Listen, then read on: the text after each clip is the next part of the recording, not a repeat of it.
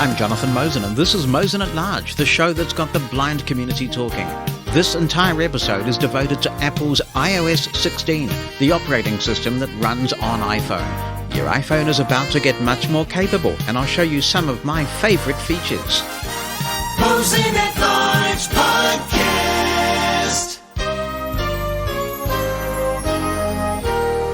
Welcome to episode 197 of the podcast. I hope you enjoyed our coverage of the Apple event and that you enjoyed the Apple event itself and all that Apple had to reveal. We're going to be focusing on this podcast on iOS 16. Now, the same disclaimer applies this time as it did the last time and probably the time before that. I used to write a series of books called iOS Without the I, and I know that a lot of people would buy those and look forward to them to guide them through the latest version of iOS from a blindness perspective. This is not a replacement for the iOS Without the I series. I don't have the time to do that kind of level of detail like I used to, but I have discovered a few new things about iOS 16 during my use of it, and I'm passing them on to you. So if you find some interesting things about iOS 16 that I haven't covered, by all means feel free to get in touch. First, let's talk about system requirements, because there are some older devices that are not going to be capable of running iOS 16. The iPhone SE, that's the original one, you will not be able to run iOS 16 if you have that device, nor will you if you have an iPhone 6 and the various iPhone 6 derivatives and the iPhone 7 as well. And the iPod Touch is excluded from iOS 16 as system requirements become too intense for those devices. One thing I'd like to mention that is a pretty significant development that we won't be able to demonstrate here, but I think will be one of the reasons why iOS 16 is remembered in the long term, is that it does appear that Apple is going to release with an API for third-party voices. It looked like Apple was going to do this before, but pulled it during the beta cycle. It looks like it is here to stay this time. And that means that third-party manufacturers should be able to make voices downloadable on the App Store. And if this framework is used, it should also mean that if you use third-party apps that introduce voices for their use, and I'm thinking of apps like Blind Square and VoiceStream Reader, then I think it's technically possible that they could make those voices available throughout the operating system. What may limit that, though, is any licensing requirements. If their licenses say that they're only authorized to use the voices within that specific apps, then all the framework changes in the world aren't going to change that. The third-party developer would have to go back and renegotiate the licenses. So time will tell how effective this framework is. But you could potentially see text-to-speech manufacturers releasing their own apps, introducing voices right into the operating system. So this is a fantastic development. Another huge feature of iOS 16 for voiceover users is the arrival of Eloquence, and less huge but interesting are some of the novelty voices, and there are some additional vocalizer voices as well. If you're interested in this, then I'll refer you to Mosen At Large episode 183, where we demonstrated this way early in the iOS 16 beta cycle. So for all things voices, do go back and check out episode 183 of Mosen At Large. Eloquence has, I think, improved during the beta cycle since we demonstrated it. There seems to be a higher sample quality version of Eloquence installed now, and there has been quite a bit of work done on this. The one thing I would observe, though, is that mixed case words don't seem to be spoken correctly when you have Eloquence selected. So if you look at YouTube, which has a capital T in the middle, Eloquence on iOS doesn't appear to be working very well with that. Hopefully that can be addressed, but it is something that I notice. One of the highlights from Apple's point of view is the ability to customize lock screens. This means that you can change the way that the lock screen looks visually. You'll also be able to add widgets such as weather and other relevant information right to your lock screen. And eventually, not in iOS 16, but a subsequent release, you will be able to have live updates from certain apps appear on your lock screen. For example, if you're waiting for an Uber, you'll just look on the lock screen and your Uber app should be able to tell you exactly where your Uber is without you having to go into the app. As I record this at least, I would not describe the customized lock screen feature as fit for purpose for voiceover users. It's really clunky. It's sort of doable if you know what you're looking for, but I'm not even going to try and demonstrate this because I don't think Apple has it right. When they do, and I'm sure it will be a high priority for them to address, we'll come back to this and demonstrate customizing lock screens, particularly when we start to see apps in a future build of iOS that can take advantage of that real-time updating. But if you want to have a play with this, then all you do is you double tap and hold, or you can triple tap as well on something like the date on the lock screen. You'll be presented with a user interface that allows you to add wallpapers and widgets and customize the lock screen. Don't be too disheartened if it makes no sense to you. It's a pretty rough and ready thing right now from a voiceover user's perspective. Apple has gotten into this brilliant habit of actually giving disabled people a bit of a heads up on what's coming to iOS before anyone else gets it. Nice to be first for a change, isn't it? And when Global Accessibility Awareness Day happens in May, Apple has started doing these releases, which talks about things that are coming up. And one of the things that really intrigued a lot of us was this concept of door detection. Would it really make a practical difference? There's a caveat too, and that is that you will need a newer iPhone Pro. And I remember this is actually the thing that tipped the scale about would I buy an iPhone 12 Pro or not. And I did, because I thought LiDAR would be an interesting thing to watch. So you're going to need an iPhone 12 Pro, an iPhone 12 Pro Max, an iPhone 13 Pro and an iPhone 13 Pro Max, and of course the iPhone 14 Pro and the iPhone 14 Pro Max. Every individual's got to decide whether going for a Pro is worth it for this feature. You also do get a much better camera system, and that may help with taking photos in difficult light conditions, and the wider angle lens can contribute to getting better pictures, so there may be some advantage. Plus, of course, with the iPhone 14, you will see a speed advantage too. Let's have a look at how we set this up. What I'm going to do is perform a 4-finger triple tap. Yeah, so tap 3 times with 4 fingers, which is the default gesture to bring up the magnifier. Magnifier. End button. I'm going to flick right. A black background with nothing else.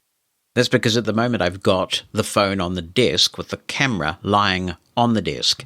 I'll flick right. People detection. On button. I should explain that beep because you're going to be hearing it quite a bit. That is a tone that tells you that actions are available. I finally got sick of VoiceOver saying actions available all the time. This is not a new feature to iOS 16. I've just switched it on. So when you hear that tone, it's telling me that actions are available, and it's actually a lot more efficient than hearing that all the time. So there are actions available here, and we've demonstrated the people detection feature before on this podcast. As somebody gets closer, you get a more intense tone, and it was particularly helpful when people were conscious of maintaining social distancing during the height of the pandemic. I'm actually going to disable people detection. People detection off. Now I'm going to flick right. Door detection on button. I definitely want door detection on because I want to show you how this works. I'll flick right. Image descriptions on button. This is pretty cool actually, and we'll show how that works in a minute. And that's what we have. So I've turned people detection off, but we've got image descriptions on, and we also have the door detection on.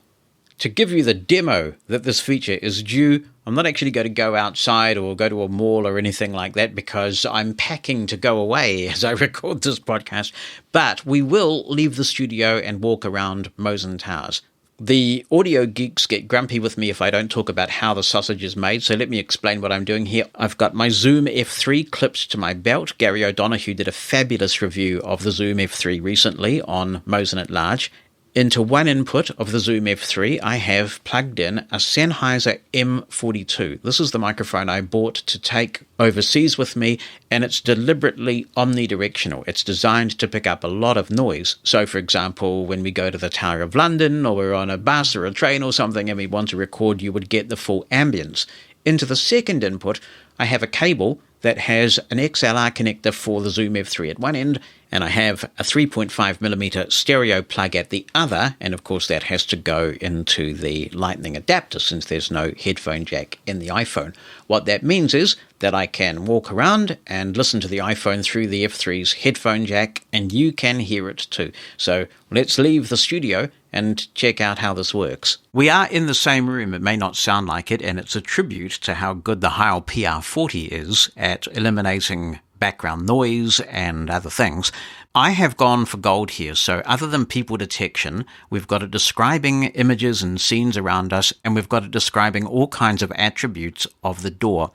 Since I'm holding a microphone, it's kind of tricky here because I have to flick to get this started. Just bear with me. Viewfinder. Card controller. Selected. Detection mode. Right, we'll switch that on and you will hear the phone come to life using the Alex voice to describe what's going on. Detection mode on. Image descriptions on. Door detection on. A black leather armchair in front of a beige wall. A black leather chair in front of a white wall. A black leather chair in front. Just moving around. A computer monitor, keyboard and mouse on a desk. A group of electronic devices on a wooden desk. Open door 2 meters away, brown. Turn handle or knob, swing, rectangular, single. Door 1.5 meters away, brown. Turn handle or knob, swing, rectangular, single. I'm moving forward. Shelf, cabinet, textile. I guess now you know what's in the studio. Closet. Door 2 meters away, text, Silvag, brown. Turn handle or knob, swing, rectangular, single. Book. I'm walking close to the door. Wood processed.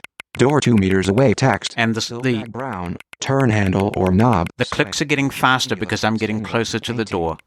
Door 2 meters away, text. Silvag, brown. Now I'm right by the door. Knob, swing, rectangular, single. A white wall next to a wooden. And I'll open white the door. with the light shining on it. A white. And we're out of the studio now. 2 doors detected. Open door 1.5 meters away, text. V0, turn handle or knob, swing, rectangular, single. That did have that right. There is an open door on my left that goes into a spare bedroom. Now I'm going to continue to move forward. 2 doors detected. Door 1.5 meters away, turn handle or knob, swing, rectangular, single. A hallway with white walls and a brown door. That's 2 right. doors detected. Door 1 meter away, turn handle or knob, swing, rectangular, single. Open door 0.5 meters away, white. Turn handle or knob. That's correct. So the one on my right is closed, and the one in front of me is open, and it's detected an open door.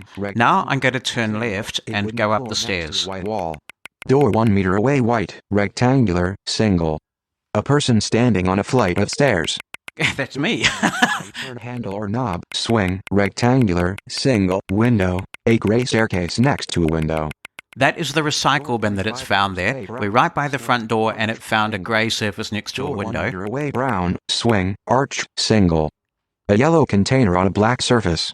That's got yellow a fabric on a white surface. better description of the recycle bin. I'm going to go up the second flight of stairs On a now. white wall. Stairs. Stairs. Yep. A group of gray steps next to a white wall. All right, I'm going up them. Carpet next to a white wall. A white wall next to a beige carpet. Here's another door. Door 2 meters away, swing, rectangular, single, window. Door 2.5 meters away, brown, turn handle or knob, swing, rectangular. What it does seem to have a problem with is that up here we have a sliding door. And it's not detecting that, as far as I can tell, as a door. It's certainly not telling me that there's a sliding door. I'm going to walk through that sliding door. It is correct, though, that on the right there is a standard door that has a handle. Cabinet, wood processed. We'll go through. A kitchen with white cabinets and a gray floor. Yep, we're in the kitchen. White cabinets and a wooden floor. A kitchen with white cabinets and a wooden floor. What happens if I look at the fridge? And black countertops. Door 1 meter away, rectangular, single, window. A metal door with a label on it. Okay, that's the fridge door. On a wooden surface. A silver refrigerator on a wooden surface. There we go, got the A fridge. kitchen with white cabinets and a wooden floor. A kitchen with white cabinets and a silver sink. I'm moving into the dining room now. Teddy bear sitting on a silver surface next to a silver sink. That's A room with a because couch, a table, I and gave other Bonnie furniture. some flowers for her birthday. A living and it room came filled a with teddy bear. furniture and a rug. A white chair next to a black table on a beige carpet. Now we're at the dining room table. Sofa, table, textile, wood processed. A white chair with a black seat. Right. A white chair So on a we'll gray move through and we'll surface. find another door, or a Group series of cardboard doors. boxes on a white surface.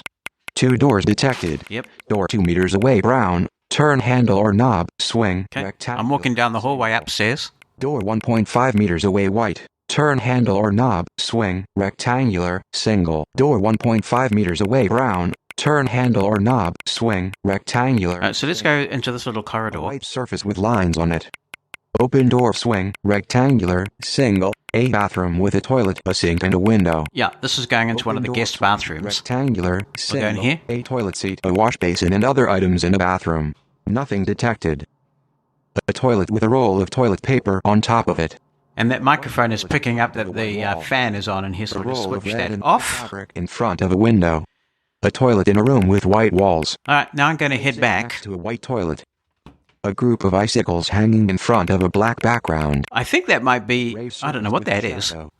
Open door 1 meter away, white. Right, I'm heading towards the stairs we came up now, but they're going down this time. Open door 1 meter away, white. Turn handle or knob, swing, rectangular, single, armchair, crib, sofa, window, wood processed. Nothing detected. A person standing on a staircase. That's right, I'm at the top of the stairs. Double, window.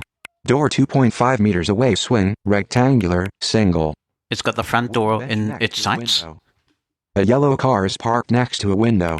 Door 1.5 meters away, swing, rectangular, single. A yellow vacuum. Now we're at the front door. If I open the front door, we'll just go outside and see what it sees. Away, swing, rectangular, single. A group of icicles hanging from the ceiling. Nothing detected. So I'm outside now. Next to a road. A green bench sitting on the side of a road. A green bench on the... Ring. Oh. Now. Ring. There is a person at your front door. Oh, yeah, I wonder who it could be. Should I let them in? Let's just see, actually, if I leave this door open and go back out, what is it seeing? It's not... It stopped talking to me. And I'm not sure why that is. It seemed to get upset by that last notification, potentially. So let's just see if we can fix that. A green bench on the side of a road. Alex has stopped. Slow down. There we go. Detection paused. 3 Okay. doors detected. Door 1 meter away, swing, arch, double, door, stairs, wood processed. Door 3.5 meters away, brown, turn handle or knob, swing, rectangular, single. Door brown, lift, rectangular, single. Door 2.5 meters away, brown, turn handle or knob. I think it swing, said lift, and we don't have a lift. Single. A window with a white frame. But it did see the doors down the stairs. I just shut the front door. Double. Nothing detected. And now we'll go Door down 1.5 the second meters flight of away, stairs. turn handle or knob, swing, rectangular, single. Open door 1.5 meters away, turn handle or knob. That's swing, right. Rectangular, single. Now move. Nothing detected. Going down the corridor. 2 doors detected. Door 1.5 meters away, white. Turn handle or knob, rectangular, single. 2 And doors detected. Here's the studio door coming 1.5 up. meters away, white. Turn handle or knob, rectangular, single. A room with white walls and green curtains. Nothing detected. Now we're back in the studio. Desk, textile. Curtain, desk, textile. I'll shut the door. Bookshelf, tripod.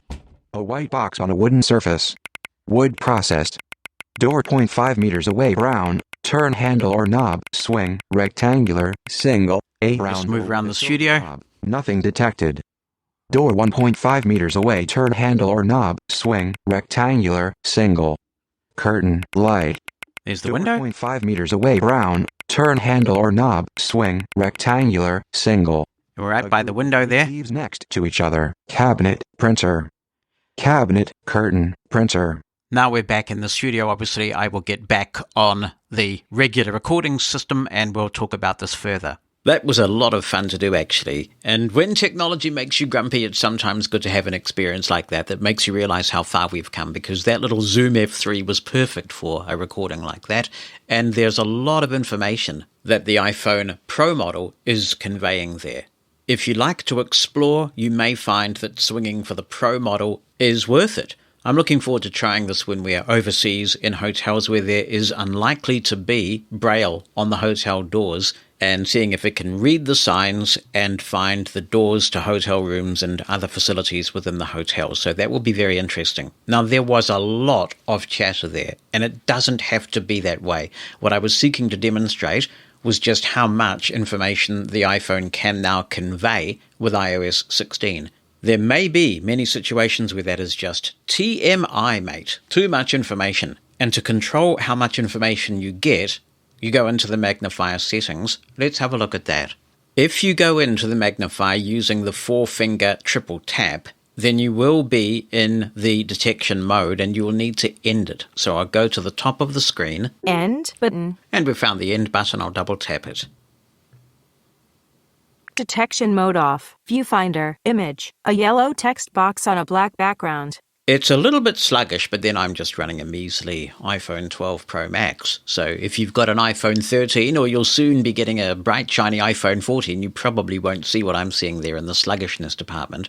It also does seem to chew through a lot of battery, especially when you have all the modes on like we just did. I'm going to go to the bottom of the screen now, having ended the mode.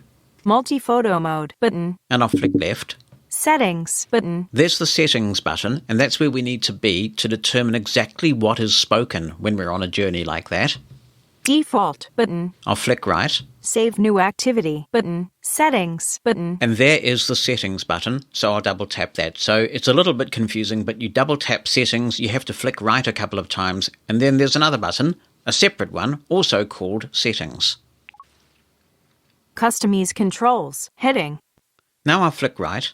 Done button. Add and organize controls you use most often. Primary controls heading. Detection mode. I moved that as the primary control right at the top because if I ever open the magnifier another way than doing that 4-finger triple tap, I probably won't want to use magnification because I'm totally blind. So I made sure that I moved the detection mode to the top. Reorder detection mode button. Drag gable. And if you're a seasoned iOS user, you'll be familiar with this kind of control where you can drag elements around the screen and change the order in which they appear. Drag up to 2 controls to always be shown. Secondary controls heading. Cameras. Reorder cameras button. Brightness. Reorder brightness. Filters. Reorder filters. Torch.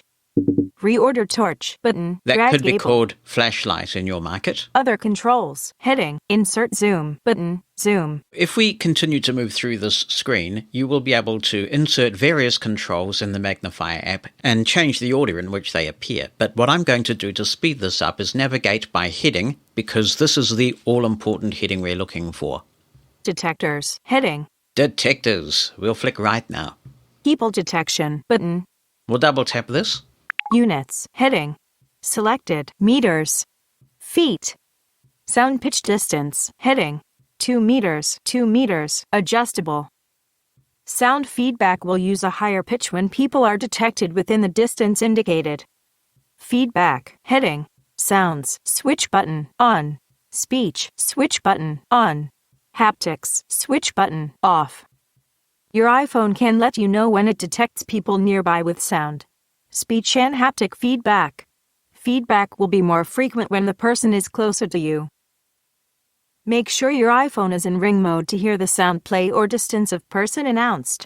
People detection should not be used for navigation or in circumstances where you could be harmed or injured. As you become familiar with the detectors and which ones are of interest to you, you can mix and match. If, for example, you want the people detector to make no speech, no sound, but to give you a bit of haptic feedback, you can do that, and that can reduce the verbal clutter considerably. Or if the people detection feature is of no interest to you, you can disable it entirely. I'll go back. People detection button. And flick right. Door detection button. Let's have a look at what the door detection feature can tell us. I'll double tap. Units heading. Flick right. Selected. Meters. Feet. Sound pitch distance heading. 2 meters. 2 meters. Adjustable. This is the same screen essentially at this stage that we saw for the people detection, so you can set its threshold. You can get more or less warning of doors coming up. Sound feedback will use a higher pitch when a door is detected within the distance indicated. Feedback heading. Sounds switch button on. Speech switch button on. Haptics switch button off. Your iPhone can let you know when it detects doors nearby with sound. Speech and haptic feedback. Feedback will be more frequent when the door is closer to you. Make sure your iPhone is in ring mode to hear the sound play or the distance of door announced. Door detection should not be relied upon in circumstances where you may be harmed or injured, in high-risk or emergency situations, or for navigation. If you turn speech feedback off, you may find it quieter, but you could miss out on information that you would find helpful, and we'll have a look at that as we flick right. Color. White 100 button. Select a color to outline detected doors. Back tap, switch button, off. Double tap the back of your iPhone to hear more information about detected doors. Descriptions, heading. This is where I'm talking about that speech being disabled for this one could be a disadvantage. Door attributes. On button. Door attributes provide detailed information about the detected door, like the color, material, and shape. I'll flick right. Door decorations, switch button, on. Door decorations provide information about text and signs on or near the detected door. And that's what we have. So you may want to leave speech on for door detection, even if you perhaps constrain what it is telling you. I'll perform a 2-finger scrub to go back. Door detection, button. And flick right. Image descriptions, button. Let's take a look at the image descriptions. Feedback, heading, text, switch button, on. Speech, switch button, on. Image descriptions will provide a live description of the scenes and people detected in the camera view. Depending on your geek threshold, you may find it a little bit disconcerting or conspicuous to hold your phone out and get all this information, but what will be interesting is when Apple comes out with some sort of glasses product that blind people can wear and get a lot of this information, because with the integration so closely with iPhone, that could be very interesting to see. Some very significant accessibility enhancements, some innovative stuff going on with iOS 16 and the Magnifier. It's important to me that Mosen At Large is fully accessible, and that's why every episode is transcribed. Accessibility is in the very DNA of Pneuma Solutions, and it's thanks to their sponsorship that transcriptions are possible. Since you're a Mosen At Larger, chances are good that accessibility is important to you too. And you'll want to lead by example. If you want to ensure that all your slideshow presentations are fully accessible to everyone, you'll want to check out Scribe for Meetings. You can upload your presentation in advance to the Scribe for Meetings server. If you're a last-minute kind of person, it can even be up to 5 minutes before the presentation is due to be used. Scribe for Meetings will work its magic and turn your presentation into fully accessible HTML. All you have to do is paste the URL that Scribe for Meetings provides for you into the chat, and assistive technology users can choose that link when you run your presentation. It'll stay in sync all the way through. I've used this, and I've also been a beneficiary of it, following along on my Braille display when somebody's running a presentation. It's absolute magic. Check out Scribe for Meetings by heading over to pneumasolutions.com. That's PNEUMA Solutions.com. Jonathan Mosen At Large Podcast. Previously in iOS, if you wanted to change how much punctuation was spoken by your text-to-speech engine with VoiceOver, you would have a limited amount of preset selections to choose from. Now, you've got much more flexibility. I'm going to open VoiceOver settings, and this is the first time in this demo that I've asked Siri to do anything. So for the first time, you will hear the new Siri sounds that are used for VoiceOver users in iOS 16. Open VoiceOver settings. Settings, accessibility, back button, And where we find the change is, verbosity button, I'll double tap. punctuation button, And let's double tap punctuation, it's the first item. active punctuation group, sum button, This is a new concept in iOS 16, the active punctuation group. I'll double tap and we'll go into the screen. system groups, heading, all, selected, sum, I am not sure why some is appearing twice, that may be a bug. none, So we've got all, some and none, and there's no change here. Those were the groups that we had before.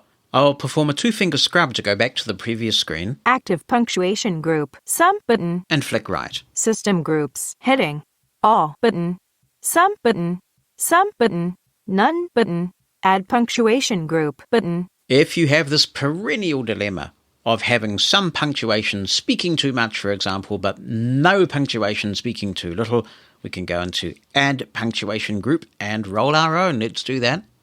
Alert, initial punctuation group, The first thing you need to decide is what punctuation group do you want to base your own personal group on.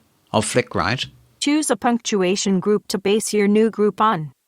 All button, sum button, none button, cancel button, I'm going to choose some, or at least one of the sums, none button, sum button, and double tap. grave accent, ignore button, Now we've got a list of punctuation symbols, and if I double tap on the grave accent select, back button, and flick right, grave accent, heading, punctuation, grave accent, text field, The cool thing about this is not only can you choose the punctuation symbols that are included in a given group, you can actually change the way that they are pronounced. So I wouldn't want to hear grave accent if I wanted this selected. I think grave would be sufficient. Cuts out a whole 2 syllables, and those efficiencies do add up. Replacement, dimmed, text field, rule, heading, Now we're on to the rule heading. selected, ignore, replace, remove. Bullet ignore allows the voice synthesizer to interpret punctuation. Bullet replace will substitute the replacement text. Bullet remove will remove punctuation from being output. Obviously, it's going to take you some time to go through the punctuation symbols and customize things to the way that you like. But once you've done it once and you've got everything the way that you like, it's a very powerful feature. So if I just go back to the previous screen, Grave accent, ignore, button. and if I flick right, Composed with, button. At, button. Hash symbol, but $, ignore, button. Left brace, button. I won't flick through every single punctuation symbol here because there are a lot, but you get the idea. You go in here to verbosity and then choose punctuation. You can create your very own custom group that has things just the way you like them. Also in verbosity settings of VoiceOver, we have this. Torch notifications, on, button. Depending on where you are in the world, it may be saying flashlight. Over here we say torch. I'll double tap. Torch notifications, on. I'll flick right. Alert when the torch is left on. That's all there is. A simple little feature, but it can save you a lot of battery if you've turned on the flashlight or the torch inadvertently. In episode 195 of Mosen At Large, we spoke with Eric Kim, the chief executive of Dot Incorporated. They are working on their Dot Pad device, and they're also collaborating with APH and Humanware on this technology. Apple is well and truly on board with this, and there are a bunch of settings pertaining to multi-line Braille displays in the Rotor. If we double tap on Rotor, Rotor, button. Selected, audio destination. I'm going to go to the bottom of the screen by performing a 4-finger single tap on the bottom half of the screen. Reorder invert Braille, button. Drag gable. And we've got a number of Braille options pertaining to multi-line. Invert Braille. Reorder Braille vertical pan, button. Braille vertical pan. Reorder Braille horizontal pan, but Braille horizontal pan. Reorder Braille thickness, but Braille thickness. Reorder Braille zoom, but Braille zoom. So it's happening. We could be getting to the point where multi-line Braille displays really do go mainstream, at least as mainstream as a Braille device can go. And it's exciting and encouraging to see Apple as such an early adopter of the infrastructure that's going to make that possible. We're going to have a look now at a new accessibility feature called Apple Watch Mirroring. This is not VoiceOver related, so to get to it, you back out of your VoiceOver settings and go to the main accessibility screen. If you flick through the myriad of accessibility options that Apple now has, you will eventually find this. Apple Watch mirroring, button. I'm going to double tap. Apple Watch mirroring, off. I'll double tap. Jonathan's Apple Watch, heading. I'll flick right. AirPlay video, AirPlay mirror, 5:30 p.m. Dinner. That's my dinner appointment at 5:30. So I'm now looking at my Apple Watch on my iPhone, and if I flick through, it's as if I were flicking through my Apple Watch, but I'm doing so with VoiceOver on my iPhone. Unread notifications. Battery, 82%. 3:02 p.m. and 54 seconds. 84 BPM bullet 6 minutes ago. Oh, that's not too bad, I suppose, while I'm recording a demo. Current temperature, 15 degrees. Low, 11 degrees. High, 15 degrees. 1 This is my watch face. This is what I see when I wake my watch up. breezy. 3 unread messages. Well, it's nice to be in demand, isn't it? I'll flick right. 1 just press rec There's my Just Press Record app. digital crown button. And you'll hear that sound telling me actions are available. So if I flick down here, Digital crown rotate up. Digital crown rotate down. Activate Siri. Activate default. I'll double tap. Digital crown. Jonathan's Apple Watch, heading, now playing, button, parcel, button, I think I may be on my main app screen. digital side button, button, Here's the side button, and there are actions available. emergency SOS. Activate default. Emergency activate. So if I activate the side button, Side button. and what have we got? Jonathan's Apple Takes a while to respond. Workout. Yep, that's in my dock. Heart rate. Digital crown button. Side button, but heart workout. So if I double tap on workout, Workout. just wait for it to refresh, Jonathan's Apple Watch. Heading. and flick right. 3:06 p.m. Workout. Heading. Other. Open goal. Yep, Button. there's Indoor walk. all the Open goal. workout choices, and I can flick down. Height activity type. Change goal. Activate. Default. So that is Apple Watch mirroring. It is an interesting feature, and it seems to be quite accessible. There is a similar feature in accessibility settings that allows you to control nearby devices. I don't have another device nearby that is logged into my iCloud account other than my Apple Watch, but if it works as well as the Apple Watch mirroring does, then you should be able to control other devices from your accessibility settings. The device does need to be logged into your iCloud account. Many of us have a kind of a love-hate relationship with Siri. Let's take a look at what is new with Siri in iOS 16. And since we're hanging around the accessibility screen at the moment, we'll start with accessibility features. The first one Siri pause time. Heading. is Siri pause time. And this is great for people with speech impairments who may take a bit longer to say things to Siri. Selected. Default. I'll flick right. Longer. Longest. Set how long Siri waits for you to finish speaking. Let's just try this. We'll have a look at the default. What time is it? It's 3:11 p.m. Now if we set it to longer, what's the time? It's 3:11 p.m. All right, it took a bit longer then. And if we set it to longest, we'll ask the time again. What time is it? It's 3:12 p.m. Oh, and the time's ticked over too, and it took a little bit longer to respond. Another Siri accessibility setting that's new is this. Call hang up on button. I'll double tap. Call hang up on. You can use Hey Siri to end phone and FaceTime calls on iPhone 11 or newer devices. It's also available on older devices when connected using AirPods or Siri-enabled Beats headphones. I have not been able to get this to work, and we'll give it a go though. I'll make a phone call. Call Reading Cinemas. Calling Reading Cinema work? Mute button. Phone call. Readings. Hi, thank you for calling Reading Cinemas Courtney Central. Hey Siri, hang We have up. received a draft report from independent engineers which, while in draft, Hey, discloses a potential risk in Hang parts up. of our Courtney Central Reading Cinemas. If a I just hung it up. I cannot get Siri to hang up, and I've tried this on FaceTime, I've tried it on a phone call, and it doesn't work, even though the feature is on. So, if it works for you, what have you got that I ain't got, eh? What have you got? Somehow I'll just have to keep carrying on, despite the heartbreak of that not working. And I will now show you a feature that doesn't work quite as seamlessly as I thought it would.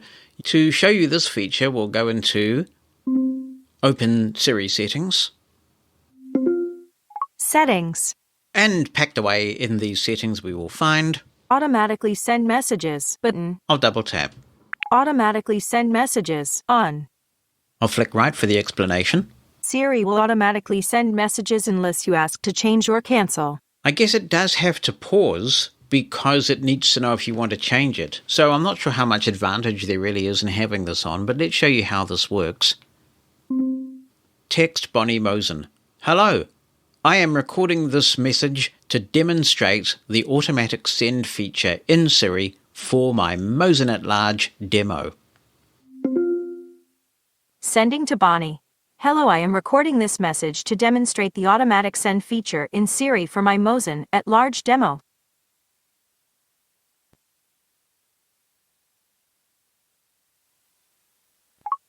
Siri and search back button.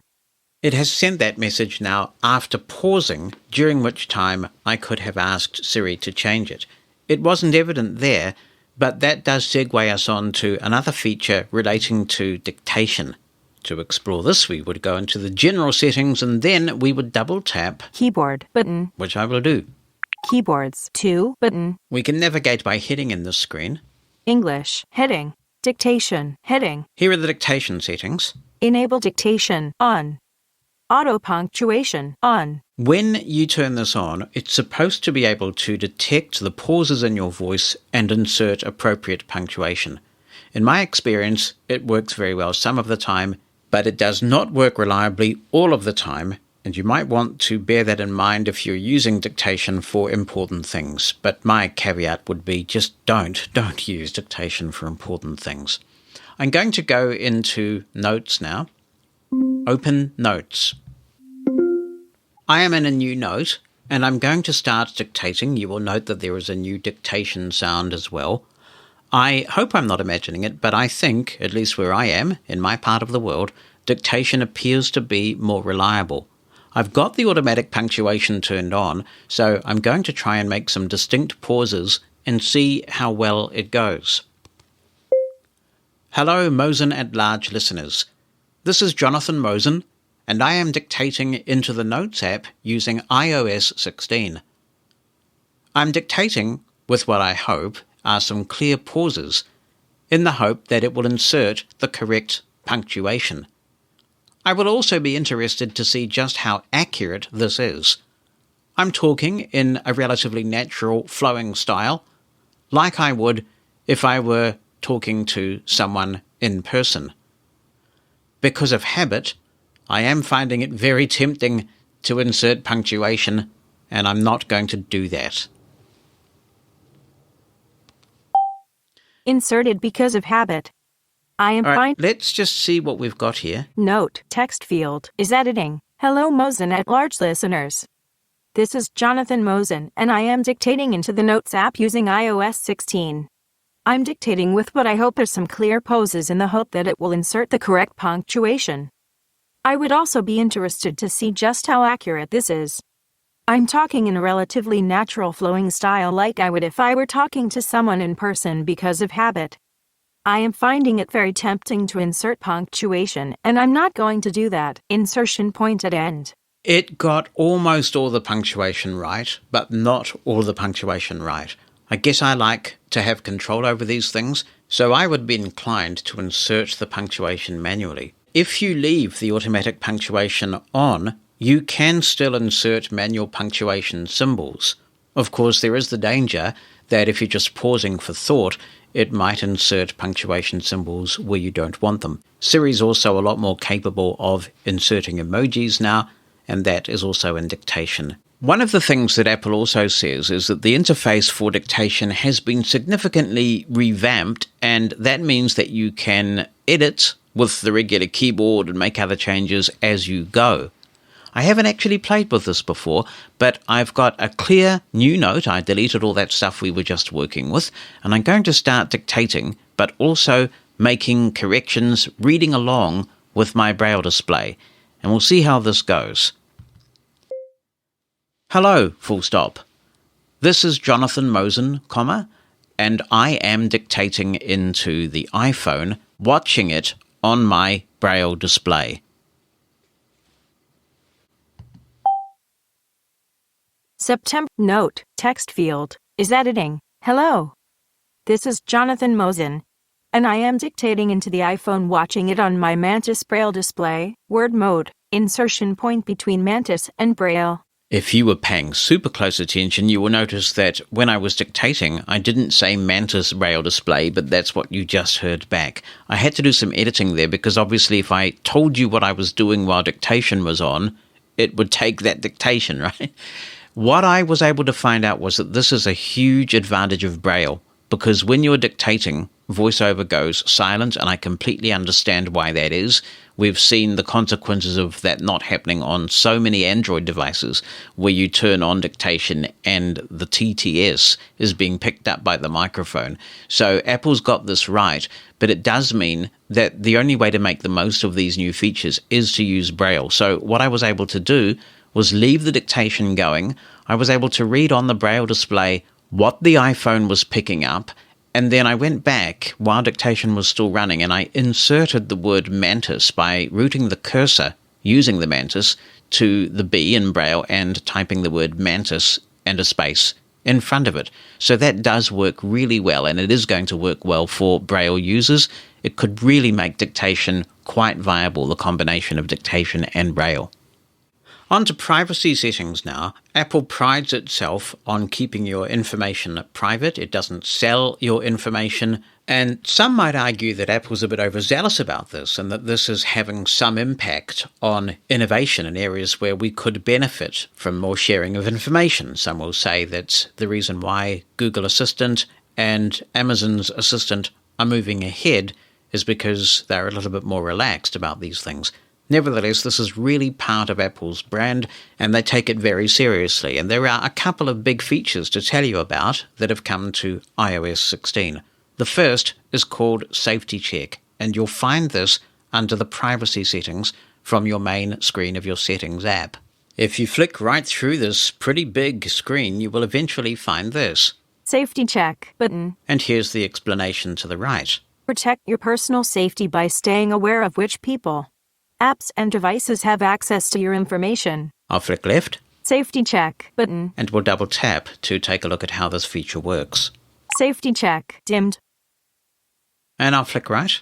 If circumstances or trust levels change, Safety Check allows you to disconnect from people, apps and devices you no longer want to be connected to. I'll flick right. Learn more button. And you can learn more about the Safety Check feature on this screen, but sometimes there are people who find themselves in genuinely unsafe situations. They need to get away, and most importantly, they need not to be stalked. If somebody has been added, say, via Find Friends and things of that nature, and things have changed, as Apple clearly describes there, sometimes you just need to cut those ties for your own safety.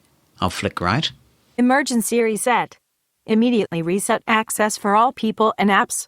And review your account security button. So you can press this button and people that you have allowed to see your location, to share things with you, they immediately get disconnected.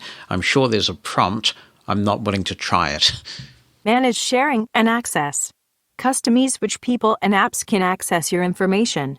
And review your account security button. Family sharing is something that many people use. It's got many advantages, but if you need to review what the group members of your family sharing group have access to from you, you can go in here and take a look at that. Manage sharing and access. Customize which people and apps can access your information. And review your account security button. If you're curious, the reason why it is saying customize is because we're using the US Siri voice, which I think is highly intelligible to pretty much everybody. And I have my phone set to New Zealand English, and we spell customize and words like it with I-S-E, not I-Z-E. That is an American thing. And it's not pronouncing it properly. Manage sharing and access. Customize which people and apps can access your information. I'm going to double tap this. Face ID authenticated. Manage sharing and access. Heading. Understandably, this is protected behind Face ID, and there's a quick exit button because if you are in an emergency situation and somebody could see that you're trying to disconnect from them and they could get violent, you need that quick exit button. I'm going to perform a continuous read at this point. Manage sharing and access. Heading. Manage sharing and access for specific people and apps. And review your account security. Any changes you make will be saved as you go. Keep in mind that people may notice if you stop sharing your information with them. Review people. Manage what you're sharing with people, like your location or photos. Review apps. Manage which apps have access to your information, like your calendar or contacts. Account security. Review your account security, including your Apple ID password. Continue button. There's the continue button. I'll double tap. Sharing with people. Heading. I'll flick right. Select people to review what's shared and stop sharing. David Mosen. Find My. Photos. And 2 more. And now you can go through and do your privacy check and make sure that everything is as you want it to be. Backing up back into the privacy settings, we have this. App Privacy Report button. Let's take a look in here. App Privacy Report. Privacy and Security. Back button. App Privacy Report. Heading. Share button. App Privacy Report. Records, data and sensor access. App and website network activity. And the most frequently contacted domains. Learn more. Data and sensor access. Heading. Mail. 5 minutes ago. Contacts button. Weather, 15 minutes ago. Location, button. Messages, 21 minutes ago. Contacts and photos, button. Watch, 22 minutes ago. Contacts and photos, button. Phone, 26 minutes ago. Contacts and microphone, button. Show all, button. These apps accessed your data or sensors in the past 7 days. And you can navigate this by heading. App network activity, heading. Website network activity, heading. Let's have a look at that. Google Co. NZ, 134, button. Whoa.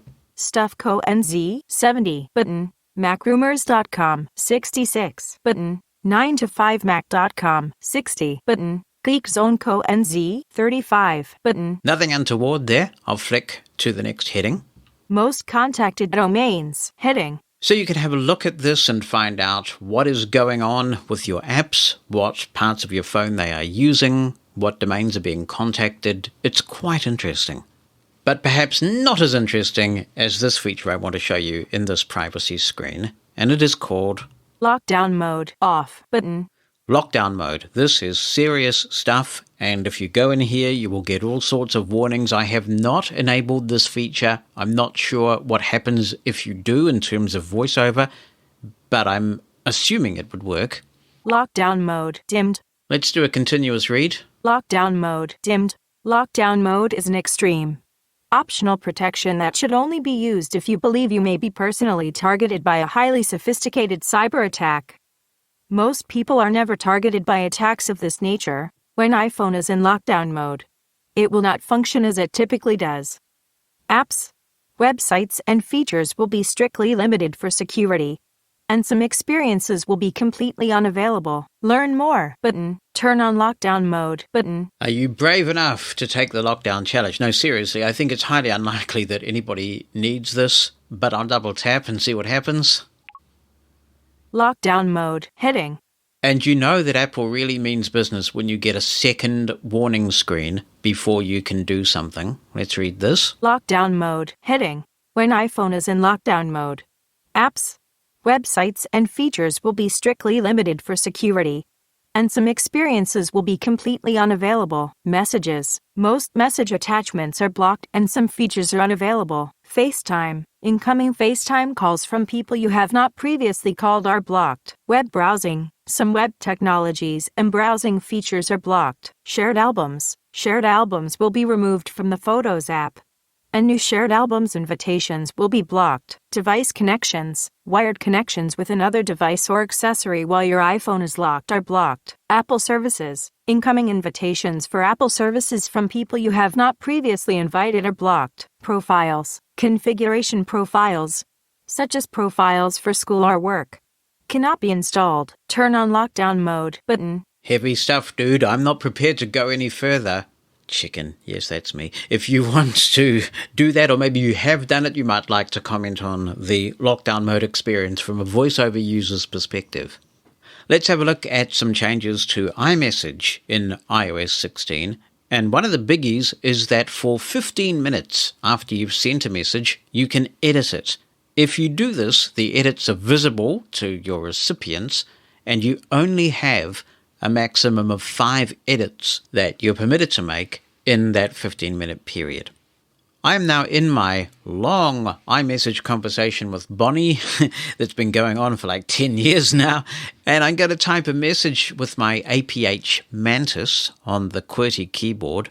I am typing this message for the purpose of editing it for the demo. Space. All right, let's try that. I am typing this message for the purpose of editing it for the demo. I'm now going to press enter. Sent message. And it has sent it, so I'll go back. Apps, camera, messages, vertical scroll, delivered, head, your iMessage. I am typing this message for the purpose of editing it for the demo. 3:54 p.m. I'm going to triple tap. Reply, heart, button, thumbs up, button, thumbs down, haha, exclamation, question, reply, undo send, edit, button, copy, button, edit, button. And here is the magic edit button. I'll double tap. Text field is editing. I am typing this message for the purpose of editing it for the demo. Character mode, insertion So pointed now end. I am going to locate the D of demo. Messages, text field, space, space. And I'm going to type iOS 16. So it now reads, I am typing this message for the purpose of editing it for the iOS 16 demo. and I'll press enter. Message, text field, is editing, iMessage, insertion point at start. It sent it, and so if I go back, Apps, button, camera, messages, vertical scroll, delivered bullet edited, button. Your iMessage. I am typing this message for the purpose of editing it for the iOS 16 demo. and as you heard, it said it was delivered and edited. I can keep editing. I've got 4 more edits before my edit quotient runs out. You do have to have focus on the message that you want to edit, and if you can't edit that message anymore, the edit button simply doesn't come up. So you can do a triple tap on the message or a double tap and hold. Reply, heart, button, thumbs up, thumbs down, haha, exclamation, question mark, reply, edit, button. Double tap edit, Text field is editing. I am typing and this the message message has for the come purpose of back editing up it for the in the iMessage editor. So I'm going to go back to the I space, space, and type excellent. X. Now we've got, I am typing this message for the purpose of editing it for the excellent iOS 16 demo. I'll press enter, Message, text field, is editing, and we've made iMessage. another edit. Apps, camera, messages, vertical delivered bullet edited, button. If you double tap that, because you'll hear it's a button, Delivered bullet edited, delivered bullet hide edits, button. now it's on delivered hide edits. Delivered bullet hide edits, delivered bullet edited, button. So it's a toggle. Another thing that you can do in iOS 16 with iMessage, as long as you are messaging someone else who also has iOS 16 or in the future higher, is that you have 2 minutes to unsend a message. This has been significantly curtailed since it was introduced in the early betas where you had 15 minutes. So you still have 15 minutes to make your edits to a message, but you only have 2 minutes now to unsend a message. Let's see how this works. I'm going to type something that I might from time to time to Bonnie, and it is, I have lost my USB drive. Do Space. you know where it is? Now, of course, Space. Bonnie would say, where did you have it last? To which I would reply, if I knew where I had it last, I wouldn't have lost it, would I? Any other couple have that conversation? I find it infuriating that somebody asks me this. Anyway, I'm really on a tangent now. So I'm going to press enter, right? Sent message. I've sent it. Now let's say, oh, I remember where I left that drive, so I need to delete this message before Bonnie sees it. So I'll go back up. Apps, but camera, but messages, delivered. Your iMessage. I have lost my USB drive. Do you know where it is? I'll flick down. 4:02 p.m. React. Reply. Undo send. Copy. And undo send. Undo send. Effect. Your iMessage.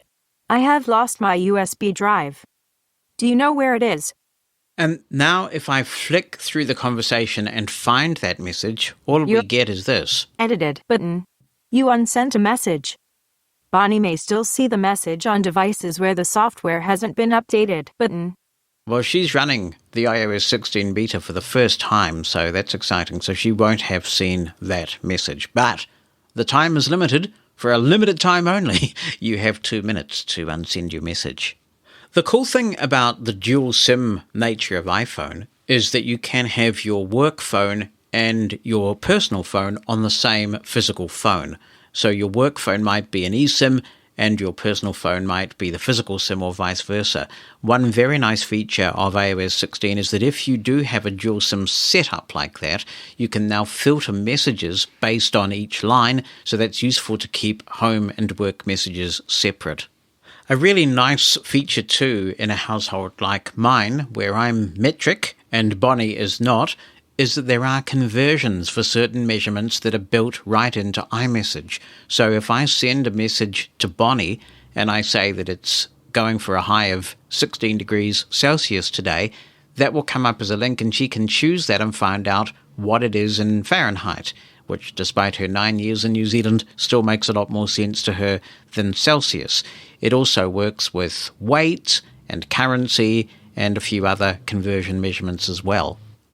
Now, I don't know whether this is intended, whether it's a bug that's going to be fixed, but it is now more difficult to send an audio message in iOS 15. Before, even if you didn't have apps visible, that's iMessage apps visible, you found a button beside the edit field where you could hold it down or lock it down and record an audio message. That button isn't there anymore. So let's have a look at how we get to the audio message feature. I'm in my conversation with Bonnie, and I'm in an edit field right now to compose a message. There's nothing in that edit field, so in past versions of iOS, when I flicked right, I'd find the button there. Instead, if I flick right now, iMessage. It just says iMessage, and if I double tap and hold, that's not it. Nothing's happening. Message. iMessage. So we'll go right. Dictate button. There's the new dictate button, and you can still dictate with a 2-finger double tap, what's called the magic tap. Okay. And now we're into those offered suggestions. Thanks. Talk later. Cap Q. And now Quebec. the QWERTY keyboard. So, no audio button. Let's go back left. Talk. Thank. Okay. Dictate. iMessage. Message. Text field. Is editing. iMessage. Insertion point at start. What we need to do is flick left Apps button. and double tap apps. Apps. Now, if we flick right, Message. Text field. iMessage. Dictate button. Apps. Photos button. Store button. Audio button. and there's audio. Double tap audio. Tap or hold to record. And at the bottom of the screen, Record. there is the record button, and that's how you record an audio message. There is another way, though, and it's quite convenient. If I go to the home screen, Messages. I can now say, record an audio message to Bonnie. Go ahead. Hello, I'm now recording this audio message as yet another part of this demonstration for the show. I'll send it. And to prove that it went, let's go back into the Messages app. Messages. Your iMessage. Hello, I am recording this. All right, we'll go right. Edit. You. Yeah. Your Bonnie. Sent with today 7. Your iMessage. Audio message. 7:29 a.m. Double 6 tap. sec. Hello, I'm now recording this audio message as yet another part of this demonstration for the show. There we go, and that was done using Siri, so that's another way around the problem. There are a few things in iOS 16 Mail that are worthy of note, so I've gone into the Mail app now, and we'll have a look at a message here. Unread. Kevin Zhao. Dotpad. 3:24 p.m. I've been exploring, learning, and figuring out Dotpad over the past week, and I have been having a lot of, wow, so cool. And that's amazing. Feeling expressions. Similar to most Braille displays. It was quick and easy to pair in voiceover Braille settings. That's the preview of the message from Kevin Chow about Dotpad. I can flick down now. Mark as read. Flag. More. Read later. Read Later is a new feature in Mail. I'll double tap it and we'll see what it does. Alert. Remind me. Remind me in 1 hour. Button. Remind me tonight. Button. Remind me tomorrow. Button. Remind me later. Button. Cancel. Button. You can specify a time if you double tap Remind Me Later, otherwise you've got these presets there that you can work with, and this will send you a notification at the predetermined time to remind you to get back to this mail. Another nice feature, if we can get it to work, is that you can send an email later. I'll press Command N to send a new message because I have my Mantis connected. 2. Text field. Is editing. Insertion point at start. And as the very old song says, I'm going to sit right down and write myself a letter, so I'm just going to type my name. Add contact. Results. Jonathan Mosen. And then we'll flick right. Q. Message. Subject. Text field. Insertion point at end. And now I'll just type hello. Is Space. this thing on? Space. Hello. Is this thing on? Now I'm going to flick left. Subject. Testing. C2. Testing. Head cancel. But send button. Now this is not your grandfather's iOS send button, I tell you. This is the new modern send button, which you could triple tap or double tap and hold. Send now button. Send 9 p.m. tonight button. Send 8 a.m. tomorrow button. Send later button. If I double tap send later, Saturday. Cancel button. And we've got a picker to choose when you want to send this email. I'll flick right. Send later. Heading. Done. Button. This message will be delivered by this device at the time you choose. Make sure this device is online to ensure message delivery. Send. 1/09/2022. Button. Expanded. 4:12 p.m. Button. Collapsed. I'll flick right. Month. September 2022. Button. I want to send Adjustable. it tomorrow. Selected. Today. Friday. September 2nd. Button. I'll double tap. Selected. Friday. September 2nd. So far, so good. I'll go back to the left Month. 4:12 p.m. Button. Collapsed. and double tap that. 4:12 p.m. Collapsed. And this is where we seem to get stuck right now. It doesn't seem possible to expand this so that you can specify a different time. So if you want to send it 24 hours from now, that's okay, or some of the pre-nominated times, that will work. But at the moment, there does appear to be a bug with this. But the send mail feature is really quite useful, and I'm sure they'll iron out the kinks. The important thing to remember is your phone's got to be powered on. It can be locked, that's okay, but it has to be powered on, has to have current running through it so it's on, and it has to have an active internet connection, be it Wi-Fi or cellular. Transcripts of Mosen At Large are brought to you by Pneuma Solutions, a global leader in accessible cloud technologies. On the web at pneumasolutions.com. That's PNEUMA Solutions.com. We're all more conscious than ever of taking our life back. Push notifications were fun for the first couple of years, and then we realized what they were doing to us. Every time you get a push notification, it's hard not to grab your phone, find out what it is, the whole FOMO, fear of missing out thing. And then the pandemic came along, and a lot of people were working from home. Many people are enjoying the lifestyle benefits of continuing to work from home, but you do have to be quite disciplined about the work-life balance thing. Otherwise, your work is with you everywhere you go. And even before the work from home thing, this is one of the challenges of the smartphone. It is so easy to stay connected to your work when you are not at work. Apple's done a few things to try and deal with this. There is the screen time feature, and last year, for me, the highlight of iOS 15 was the focus feature. We spent a long time on Mosen At Large last year demonstrating this, showing you how it works.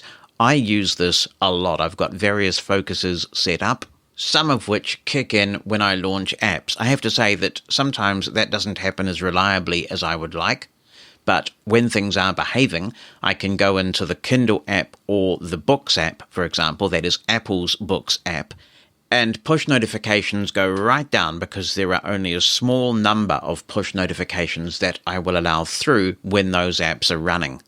When I'm in here in the studio recording the podcast, for example, I put my phone into a focus mode called DND with VIP. In other words, do not disturb except for very important people who need to get hold of me at all times. Otherwise, I'd have to stop recording constantly because of all the push notifications that are coming through. There are default focuses set up for common scenarios like home or work. Apple have done a couple of important things with the focus feature in iOS 16. They've made it easier to use, and they've also expanded the capabilities of the feature. I like it, but some people have said to me, focuses are really geeky and they're difficult to set up. So let's explore that first and what's involved in setting up a new focus in iOS 16. We'll ask Siri to do the magic. Open focus settings. I'm sorry, I'm afraid I can't do that. All right, well, don't. We'll go into the settings app manually. Open settings. Now that we're there, we need to locate Focus button. and double tap. Do not disturb button. Now we have the focuses that are set up, and the first one is the good old traditional do not disturb. DND with VIP on button. That is one that I have set up, and that is active at the moment, my do not disturb with VIP. Minimal notifications button. That one is the one I just talked about that kicks in when I load certain apps like books, when I'm reading. And when that focus is on, I will get a couple of breaking news apps and text messages from important people, but other than that, I can read my book in peace. Personal button. Sleep button. Sleep is a unique one because that lets the phone know that you are going to sleep, That works in harmony with the Apple Watch, of course, and there's quite a bit more data that is collected about sleep in iOS 16 and watchOS 9. Work, set up, button. I haven't set up my work focus. Focus lets you customize your devices and silence calls and notifications. Turn it on and off in Control Center. And just a note that at the time of recording at least, when you do that, when you go into Control Center to try and turn off one of the focus features, it's got a little bit dodgy from an accessibility point of view. There are a couple of buttons relating to it, but you should be able to figure it out, particularly if you're familiar with the layout from iOS 15. Share across devices, on. Focus is shared across your devices, and turning one on for this device will turn it on for all of them. I find that particularly helpful with the Apple Watch. For example, if I set my focus to sleep at night, the Apple Watch knows that it should go and collect sleep data. Focus status, on, button. When you give an app permission, it can share that you have notifications silenced when using Focus. This is useful if you have this on and someone tries to send you a message, for example, then the person will be notified that you might take a while to respond because you've got your focus set to not notify you of the messages. Now, when we came into this focus screen, it's put focus, if you will, that is the voiceover focus, on Do Not Disturb. But if we flick left from there, you will get the all-important Add button. Add button. And I'll double tap. What do you want to focus on? Heading. This is the new onboarding or setup process for Focus. Choose a focus to get started. Custom button. Driving button. Fitness button. Gaming button. Mindfulness button. Reading button. Well, we'll try the mindfulness one because meditation is something I do every day, so we'll have a look at what that's got to offer. Mindfulness button. I'll double tap. Mindfulness image back button. And flick right. Close button. Mindfulness image. 9:41. Account image possibly person. I'm not sure what is going on with this. Mindfulness focus. When you're in a mindfulness session, stay present by silencing notifications or customizing your screens and apps. Customize focus button. There's the Customize focus button. Obviously, they don't think that American Siri is going to be used by British English speakers or spellers. Anyway, we'll double tap the Customize focus button. Focus back button. And flick right. Mindfulness focus heading. Allow notifications heading. Notifications from selected people and apps will be allowed, and all others will be silenced. So we've got people and apps. Let's flick right. People. None allowed button. If I double tap this. Silence notifications from button. Selected. Allow notifications from button. You can now do this two ways. In iOS 15, you could only allow notifications from specific people and specific apps. That meant that it was super time-consuming to set up a focus where you only wanted to exclude a small number of people or a small number of apps. So let's say, for example, that you want to set up a personal focus and you've only got a handful of work contacts on your phone. You would have to go through in iOS 15 and double-tap all the contacts other than the work ones. Now you can default to allowing everybody but deselecting the small number of work contacts that you have. So it's significantly more efficient to set up this way. Here's the explanation. When mindfulness focus is on, notifications from people you select will be allowed. All others will be silenced and sent to Notification Center. But if I go back and choose the other option, Silence notifications from button. I'll double tap that. Selected. Silence notifications from. And then the explanation has changed. Allow notifications from button. When mindfulness focus is on, notifications from selected people will be silenced and sent to Notification Center. Obviously, in a case like this, you want almost everything silenced for mindfulness. I might, for example, want Bonnie or my kids to be able to contact me in case there's some sort of emergency if I'm doing a mindfulness thing. But other than that, leave me alone. You don't want to get grumpy with all these push notifications when you're trying to be mindful. So go back. Allow notifications from button. Selected. Allow notifications from. Now flick right. When mindfulness focus is on, notifications from people you select will be allowed. All others will be silenced and sent to Notification Center. Add button. Here's the Add button. When I double tap this, I'll go into my contacts. Lists, back button. iCloud, heading. Done button. Search field. And I can search for contacts and add those people who I do want to allow through. If you want to set up this mindfulness focus, you may well go ahead and do this for now. Cancel button. I'll cancel this. Mindfulness focus, back button. And we'll continue to look at the other options. The next of which is Phone calls. Allow calls from. Allowed people only button. Allow incoming calls from only the contacts you added to the focus. And what other options do we have for this? I'll flick left. Allowed people only button. So once you allow somebody, then phone calls from them will come through, but we can double tap and change this. Everybody button. Selected. Allowed people only button. Favorites button. Contacts only button. Dismiss context menu button. I have in my favorites close family members, and that's all I have, because in the old days of Do Not Disturb, you could make exceptions for favorites in some situations. So this is actually quite a quick way of allowing people through who might want to contact me even when I'm doing mindfulness, because it's probably urgent or important. So I will flick left. Contacts only button. Favorites button. And double tap favorites. Mindfulness focus, back button. And that's done. Next, Allow repeated calls, switch button, off. here's the explanation. A second call from the same person within 3 minutes will not be silenced. Yeah, it doesn't matter how persistent you are. If I'm being mindful, then I don't want to hear from you. A second call from the That's all there is. I'll go back to the previous screen. focus, back button. We looked at people. You can also customize. Apps, none allowed button. I'm actually quite happy with that, but if there is an app that you want to send you notifications in a situation like this, then you can add it. And the system is the same. You can either exclude or include apps, which is a very efficient way to set all this up. Options button. I'll double tap options. Silence notifications, heading. Show unlock screen, switch button, off. Show silence notifications on the lock screen instead of in Notification Center. Dim lock screen, switch button, off. Darken the lock screen when this focus is on.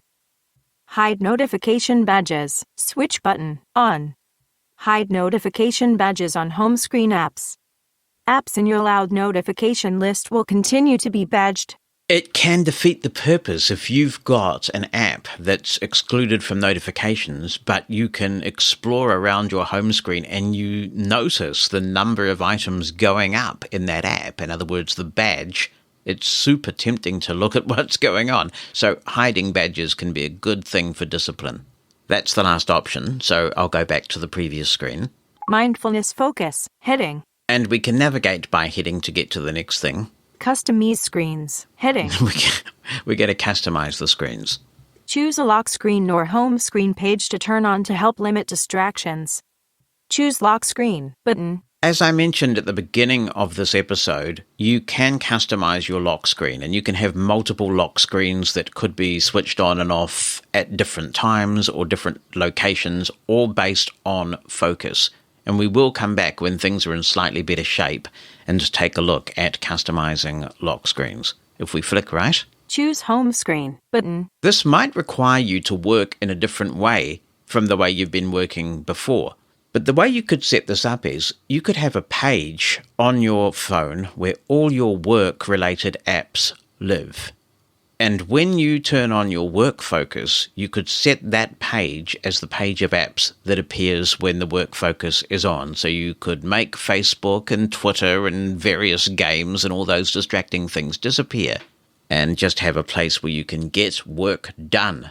Now, I don't have my phone set up like that at the moment. I've got a lot of lovely little folders like productivity and utilities and audio recorders and various other things like that. So it would require significant reorganization for me to use this. You can also... Choose watch face button. That's really cool because I have several watch faces set up for different occasions, and it may be that you want to set a watch face up that prominently displays your next appointments and other work-related data. But when you're not at work, and particularly if, like me, you're heading off on a nice long break and you want to forget about work for a while and recharge, then you can make it all disappear by setting the right focus up. This is also good if you're taking a break, by the way, because it means that when you have, say, a holiday or vacation focus on, depending on where in the world you are and what language you use, you could exclude things like Microsoft Teams and other things from that focus so that you're not being pinged and bothered by work-related things. We'll keep on with this because you'll see more of that. Turn on automatically. Heading. Have this focus turn on automatically at a set time or location, or while using a certain app. I already talked about how I load Kindle or books and the focus kicks in, but you can do so much more than that. If you work from 8:30 till 5 or 6 or however long you work and you know that's pretty routine, you can have the focus turn on automatically. Alternatively, if you're working in an office, when you get to the office, you can have your focus turn on automatically and everything just goes into that mode. Your phone can go into work mode. You can have only your work-related apps and notifications visible, and it can all just happen by magic. The one thing I don't think you can do that seems so obvious to me, I'm not sure why it's not there, is trigger a focus when you're in a calendar event. I would love to be able to do this. When my calendar event starts, I would like to have my D&D with VIP focus turned on so that I can only be bothered if it's really important. And then when the calendar event ends, I would like to be able to just return to switching that focus off and my phone going into normal mode. I don't believe that's possible. Mindfulness. When you start a session. On button. Now, because this is the mindfulness focus that we're setting up, and this is a specific one that has been provided by Apple, it knows about mindfulness apps. And if you run a mindfulness app, it can turn this focus on for you. So that's pretty cool. Add schedule button. You can add a schedule. Focus filters. Heading. Customize how your apps and device behave when this focus is on. Focus filters help you remove distractions from apps when the focus is on. Add filter button. Focus filters are a new and very powerful feature in iOS 16, and it really just adds to the epicness of this feature. I'm going to double tap the Add Filter button so we can see how this works. Cancel button. I'll flick right. Focus filters. Heading. App filters. Customize apps during mindfulness focus. Selected apps will be notified when this focus turns on or off. Now I'll flick right. Calendar. Filter calendars button. These are the apps that support focus filters at the moment. I believe that this is also being exposed to third-party apps, so you may see more focus filters being added. Mail. Filter inboxes button. Let me show you how this would work. So if I double tap. In progress. Workbridge button. There's my Workbridge email box. That's the organization I work for. iCloud button. And I've got quite a few email accounts in here. So if I go back. Workbridge button. And I double tap the Workbridge button. Selected. Workbridge. So you can hide specific email boxes or specific features of apps within a focus.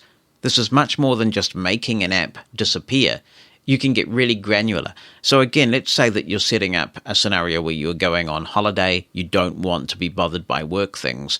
Rather than try and ignore your email box, or in the past, people might have got in at the beginning of their holiday and switched off their email box from the mail settings. Now you don't need to do that. Once you have set up a holiday or vacation focus, you can go in and just make your email account disappear for your work whenever you turn that focus on. You can do the same with calendars, as we just saw before. If you don't want your work calendar to be available when you're in vacation mode, then switch it off. It'll just magically disappear from your phone the moment you turn the focus on. I'm going to go back for now. Cancel button. And we'll have a look at what else. So we've seen calendar and email. Messages. Filter conversations button. Super cool. Again, you can go in here and make sure that certain conversations in messages don't appear when a focus is active. If you use your phone as a home phone and a work phone, then you can make work-related people's conversations just disappear. They will not be there when you turn this focus on. Safari. Set tab group button. You can set a tab group to appear in a specific focus. So first of all, you've got to create that group of tabs. And when you've done that, you can select that tab group to be active in a given focus. System filters. Customize system settings when this focus turns on. And we have Appearance. Set to dark button. Low power mode. Turn on button. I thought about this and I thought maybe if you are prone to getting power cuts, maybe during some weather event or other, you could set up an emergency focus where it just sets things right back. Minimal notifications to preserve your battery life, low power mode, and just invoke that focus. I'll go back to the previous screen. Focus. Back button. And right at the bottom of the screen, Delete focus button. we have the delete focus button, which I will press at this point because we've only just been demoing the features here. Delete alert. Do you want to delete this focus? Delete focus button. Settings. Back button. Apple is no exception. Sometimes any software developer will get a feature in place and think, okay, that's that feature complete and we'll leave it. I am so pleased to see that Apple is committed to growing the focus feature because I think it is so cool and powerful. If you haven't used the focus feature in iOS 15, it can give you a lot of control over what happens on your device. And sure, that's handy, but it can also really assist with your sense of mental well-being. That segues us nicely onto the Health app, where there's a significant new feature this year, and this relates to the logging of medications. It's so significant, in fact, that you will find a dedicated medications app on your watch in watchOS 9. But a lot of this is initiated and controlled by the Health app on your iPhone. This is one of those features that works better in the United States than other markets. There are a few of these, and that's all right, but I do wish they would charge us a bit less in other countries if we get fewer features. But the feature that's a bit different in the US is that you can scan medications and get your medications into the phone that way. Everybody else can add them manually. And because I'm in New Zealand, that's the user interface that I have. So we'll take a look at how we do this. Open Health.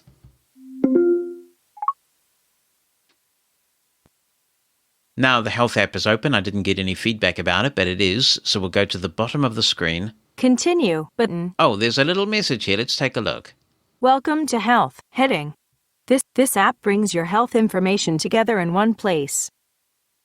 You can see important changes or alerts, get insights from your data, and learn about essential topics. Continue button. That message is typical of what will happen when you run a lot of Apple's stock apps for the first time. Those apps where there have been significant changes, the first time you run them after you've installed iOS 16, you will get little screens like this that tell you about new things in the app.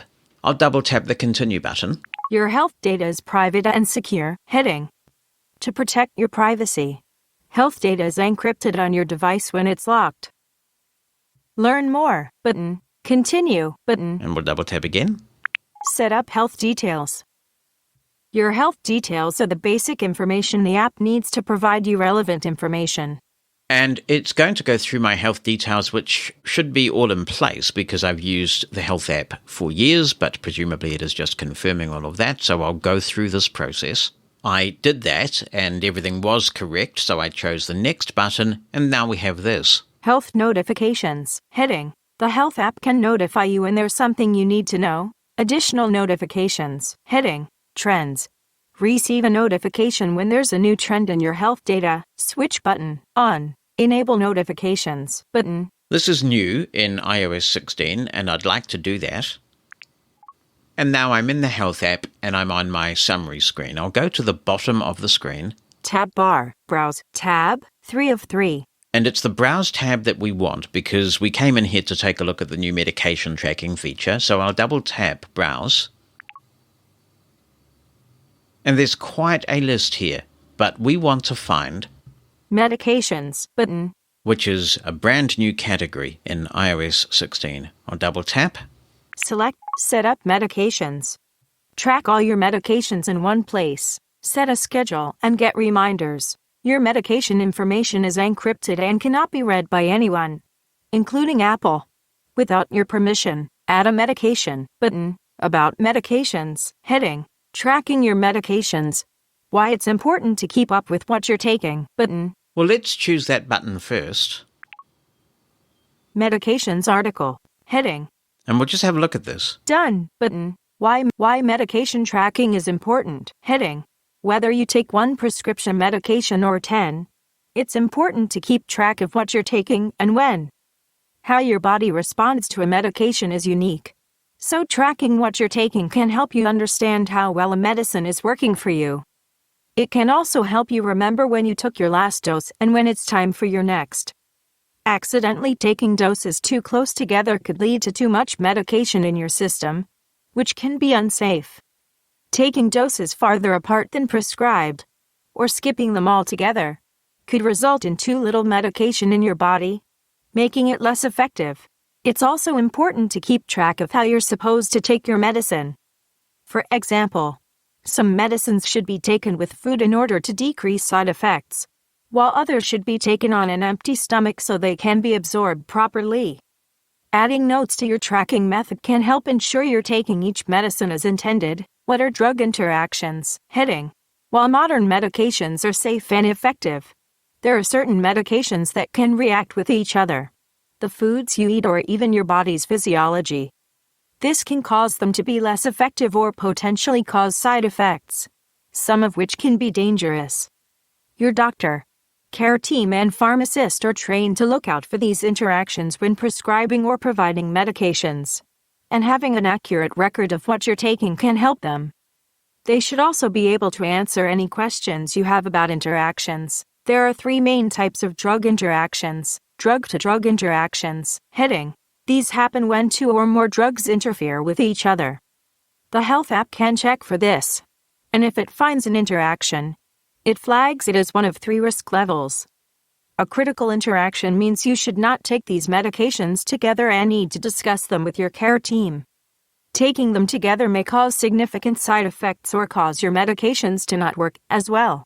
A serious interaction means taking this combination may cause significant side effects or cause your medications to not work as well. So you should talk to your care team to see if you should adjust your prescriptions. A moderate interaction means you can take the medications as prescribed, but side effects may occur or your meds may not work as well. Drug-to-food interactions. Heading. Foods can interfere with certain types of medications. For example, grapefruit and grapefruit juice can impact some medications used to treat high cholesterol, high blood pressure, depression, and even allergies. Milk can limit how the body absorbs some antibiotics and thyroid medications. And leafy green vegetables, normally a healthy choice, contain vitamin K, which can interfere with some blood thinners. Drug condition interactions. Heading. These occur when you have a health condition that makes it risky for you to take certain medications. For example, if you have high blood pressure, taking certain decongestants can raise your blood pressure even more. Other interactions. Heading. Finally, if you drink alcohol, use tobacco or cannabis, or take any type of recreational drugs, have an honest conversation with your doctor or pharmacist about it. For example, combining alcohol with paracetamol, an over-the-counter pain reliever, can cause liver damage, and combining alcohol with pain medication can be life-threatening. Tobacco and cannabis contain active ingredients that interact with hundreds of prescription medications. It's helpful to keep in mind that medication tracking, while useful, is only one tool in safely managing your medication schedule. Please consult with your doctor, pharmacist, family members, and any caregivers to create a plan that works best for you. I realize that was lengthy, but it's interesting, and it illustrates the value of this feature. So we'll go back to the previous screen. Tracking your medications. Why it's important. And now we'll go left. About medications. Heading. Add a medication button. And let's have a look at the user interface for adding a medication. Medication name, heading. Add medication name, text field. So you can type the name of the medication. The only thing I really take are supplements, so I'm not a good guinea pig for this at all. I take melatonin in the evening and magnesium and things of that nature, but I don't have any prescription medication at all, so I'll flick through. Next, dimmed button. All right, well, let's see if it will take melatonin. I'll type in MELATONIN and press enter. Next button. And what have we got? Clear text button. Next button. Choose the medication type, heading. Common forms, heading. Capsule. Tablet. Liquid. Topical. More forms, cream. Device. Drops. Foam. Gel. Inhaler. Injection. Lotion. Ointment. Patch. Powder. Spray. Suppository. Yeah, well, if anyone ever asks me if I take melatonin, I'll say I didn't inhale. I'll go to the top. Back button. Melatonin. Cancel. Capsule. Tablet. There's tablet, I'll double tap. Tablet. Next button. And then focus is put on the next button, so I'll double tap that. Tablet. Ticked. Add the medication strength, heading. Strength, heading. Add strength, text field. And then Insertion point at end. I can type 5M, just the number 5 at once. I'll flick right. Choose unit, heading. MG. That's right, 5mg. MG. Ticked. Next button. And then I can go to the next button, but you can flick through other units. What have we got? I'll go back left. Percent. Night sky. ML. G. Night sky. MCG. MG. Ticked. All right, Skip button. Next button. we'll go to the next button. MG. Ticked. And let's flick right. Melatonin. Melatonin. Now, there appears to be a focus issue at time of recording on the screen, so I'm just going to put my finger on the screen somewhere. Add a time. If you schedule a time, Health will send you a notification to take your medications. Oh boy. Time of day, heading. Add a time. So if we add a time here, then if you have a pretty regular bedtime, you could maybe, in the case of melatonin, get the notification to take it, say, an hour or an hour and a half before you want to think about going to sleep. Next, dimmed button. And it's dimmed, so it looks like... Add a time. Time of day, heading. Add a time. Add a time. Next button. Add a time. Tablet button. 1. Text field. Time picker. 7:10 a.m. button. Time of day, heading. If you schedule a time. Well, it says if you schedule a time, but the next button was dimmed until I added one. So I'm not sure if that's a bug or my misunderstanding of the feature. But okay, I'll play along for this purpose. So Time of day, heading. Time picker. 7:10 a.m. button. Collapsed. Double tap. 7 o'clock. Picker item. And we'll go to 8. 8 o'clock. Next button. I'm a 5 a.m. person, so I go to bed pretty early. Next. Next. Focus is stuck here, so you can see there is a lot of potential here for blind people, but there's a lot of work to be done to fix some of these issues. 8 o'clock. Picker. 10 minutes. 15 minutes. Next button. So I was just trying to scroll to about 8:30, but again, it took focus away to the next button, so I have to go back. Next button. Next. Dismiss pop-up. Button. Dismiss 20 minutes. I have Picker to item. explore by Adjustable. touch to do 17 that. of 25 And again, focus has gone away. Dismiss pop-up. AM. Picker. 25 minutes. 30 minutes. Next button. Okay, and focus went to the next button again, but at least I got it right now. Next. Except button. that 8 o'clock. 30 minutes. AM. I need to Picker change it item. PM. to PM. Next Whew. button. Back button. That was tricky. Now what have we got? Melatonin. Tablet. 5 milligrams. When will you take this? Heading. Frequency. Every day. That's right. If you schedule a time, Health will send you a notification to take your medications. Time of day, heading. Time picker. 8:30 p.m. button.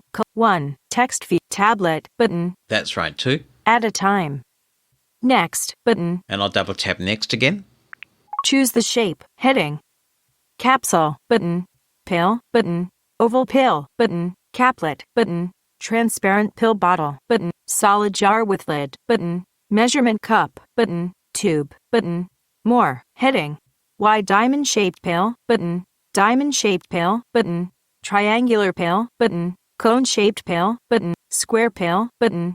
Rectangular pail, button. Trapezoid-shaped pail, button. Pentagon-shaped pail, button. Hexagon-shaped pail, button. Wide hexagon-shaped pail, button. Octagon-shaped pail, button. White octagon-shaped pail, button. Shield-shaped pail, button. D-shaped pail, button. U-shaped pail, button. Pail pack, button. Heart-shaped pail, button. Double circle-shaped pail, button. Lozenge, button. Gum, button. Liquid bottle, button. Spray, button. Vial, button. Injectable, button. Injector pen, button. Dropper, button. Medication packet, button. Inhaler, button. IUD, button. Ring, button. Skin patch, button. Suppository, button. Liquid, button. Topical medication, button. Powder, button. Effervescent medication, button. Inhaled medication, button. Shampoo, button.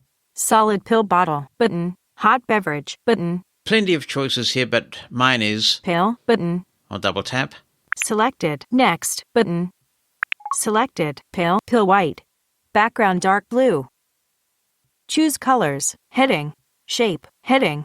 Selected. White, button. Gray, button. Beige, button. I have no idea, of course, so I'm just going to Next, button. go with the default. Melatonin. Heading. Tablet. 5 milligrams. Schedule. Heading. Every day. 8:30 p.m. 1 tablet. Optional details. Heading. Display name. Text field. Text field. Notes. Done. Button. And we'll double tap done. Done. Options.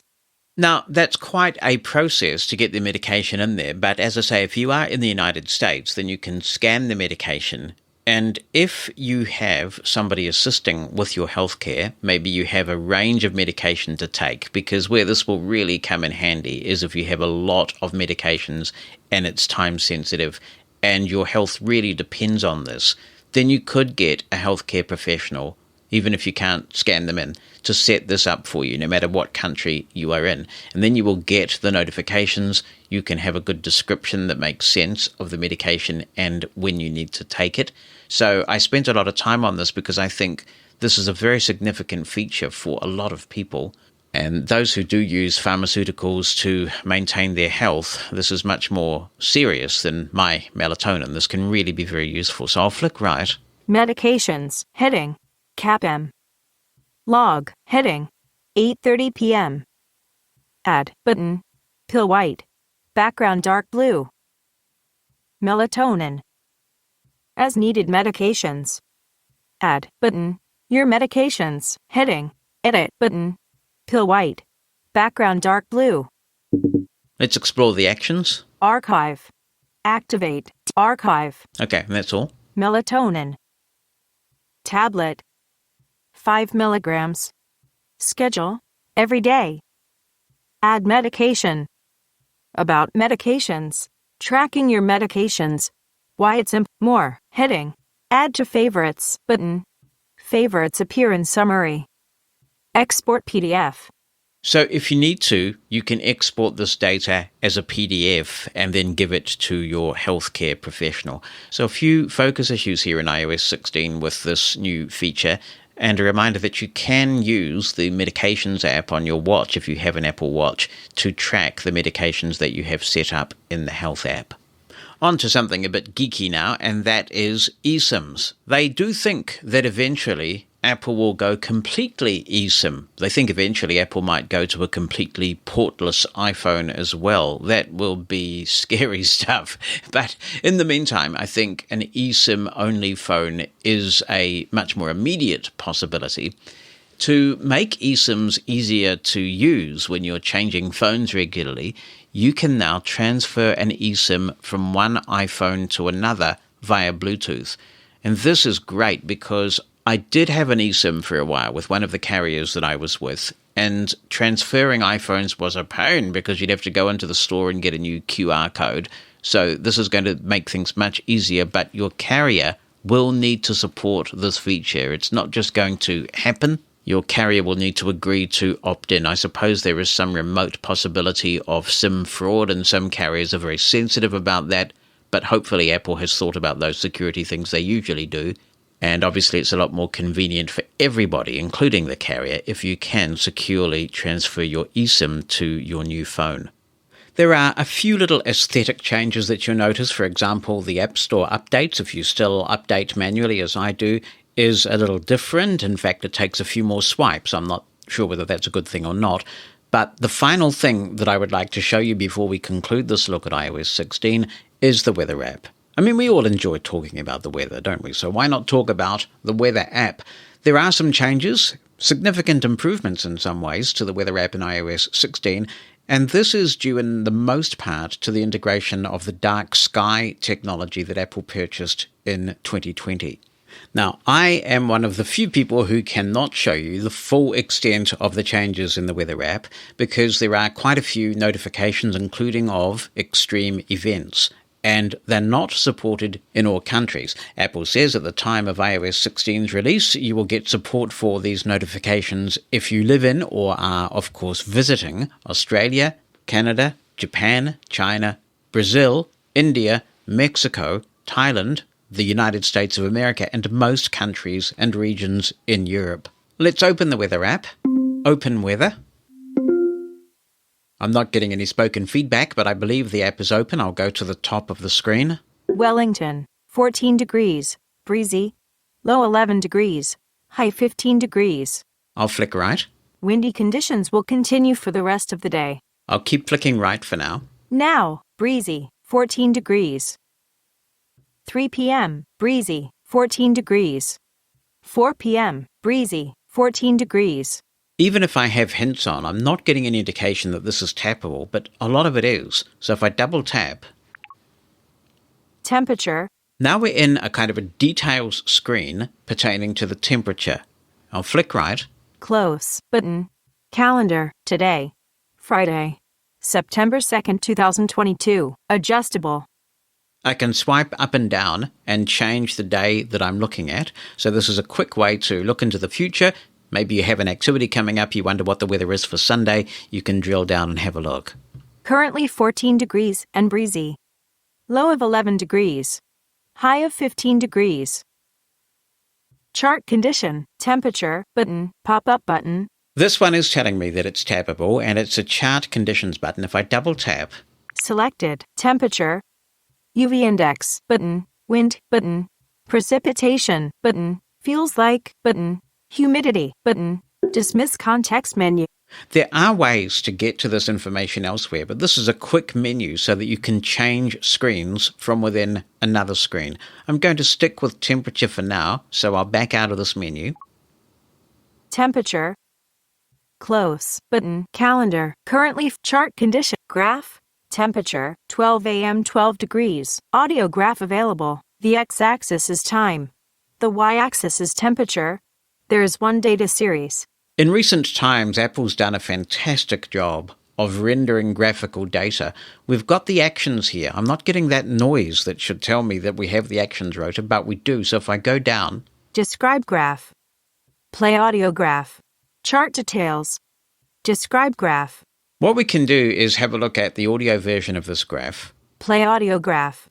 Since the temperature should be coolish at nighttime and then warm up, what I expect to hear is an audio rendering of the graph that tells me that it is cooler at nighttime, so that should be a lower sound. It'll warm up during the day, so the tone should get higher, and then the temperature will go down again tonight, so the graph will go down as well. Let's have a listen.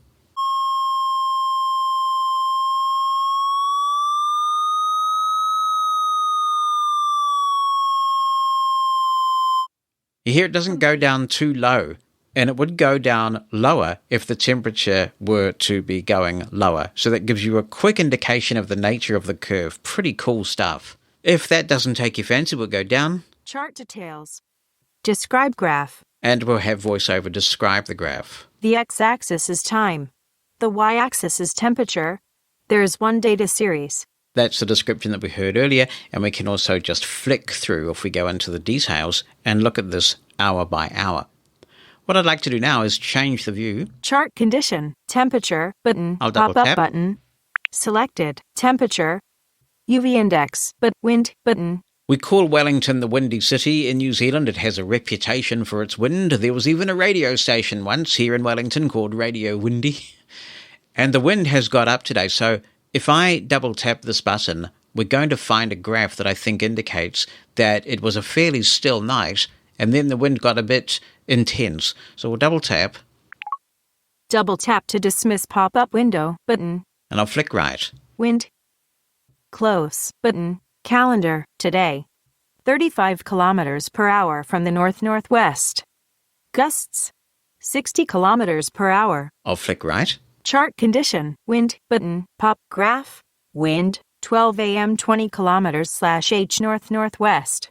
Gusts 35 kilometers /h. Audio graph available. This is similar to the screen that we saw for weather. What I'm going to do is navigate by heading because there's other information on this page. Daily summary, heading. Here's the daily summary. Wind is currently 35 kilometers /h from the north-northwest. Today, wind speeds are 19 to 38 kilometers /h, with gusts up to 64 kilometers /h. The next heading. About wind speed and gusts, heading. The wind speed is calculated using the average over a short period of time. Gusts are short bursts of wind above this average.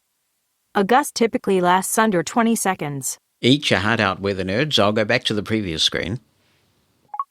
Wellington, 14 degrees. Windy conditions will now, breezy, 3 p.m. We can go through hour by hour for the next few hours. We can also take a look at the forecast for the next couple of days and the 10-day forecast. And on the main screen, if we get past all of that, we get this. Precipitation, breezy. I'll flick right. UV index, 2, low. Low for the rest of the day. Minimum value, 1. Maximum value, 11 plus. If I were to double tap on this UV index, it would take me to the same place that button in the detail screen where we were looking at the precipitation and the wind would take us. Sunset, 5:57 p.m. Sunrise, 6:43 a.m. Winds from the north-northwest at 35 kilometers per hour. Precipitation, 0 millimeters in last 24 hours. 4 millimeters expected in next 24 hours. Feels like 14 degrees. Wind is making it feel cooler. Humidity, 76%. The dew point is 10 degrees right now. If I double tap here, I'll go into the humidity screen and get details, and we'll see this chart. What we may be interested in is just the general trend. We may not need to hear the exact percentages. We know how humid it is now, and we're interested in how humid is it going to be, how humid was it earlier. We can play this audio graph without really necessarily reading all the data, and we get that feel about what the humidity is going to do. So take a listen and see if you can discern that.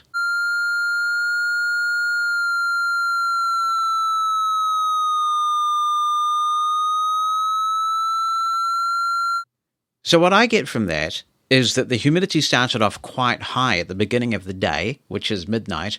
It got a little bit lower as the day progressed, but then by the end of tonight, it's going to get quite humid. Dealing with data in this way is just so much fun.